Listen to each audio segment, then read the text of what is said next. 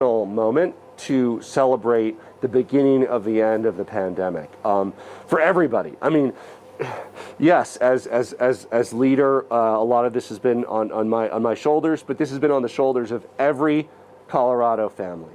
Whether you got COVID or not, whether you personally lost somebody or not, the economic, the social impact, the psychological impact. This has been a very tough year. If you think the governor was happy to see the vaccines, wait until you spend some time with healthcare workers. They have spent the better part of their year risking their own health for the benefit of others.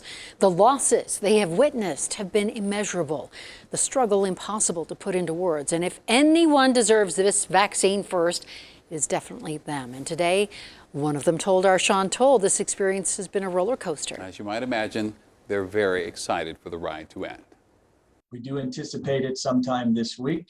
And we're really excited to start getting some people vaccinated. Skyridge Medical Center expects its first round of vaccines to arrive this week.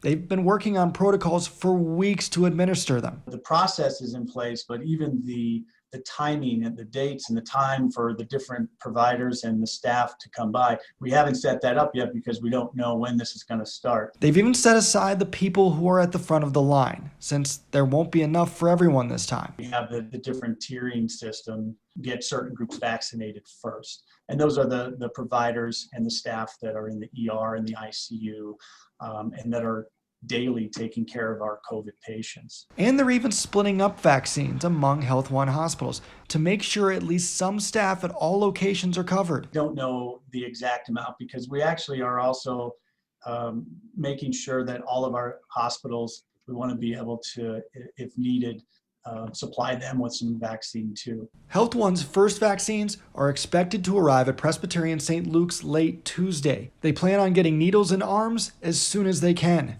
A process they'll repeat over and over. I don't see our process changing that we have set up when we get the different vaccines in. The anticipation? Imagine just going up a roller coaster, right? And it's that tick, tick, tick, tick as we're going up. And then when you get to the top and you can finally get going. Brings much needed excitement, a long time in the making. We're just tired of COVID and we want to move on with our lives, right? And if this is the first step in getting back down to some normalcy, then it's hard not to be excited. Sean Toll, Denver 7.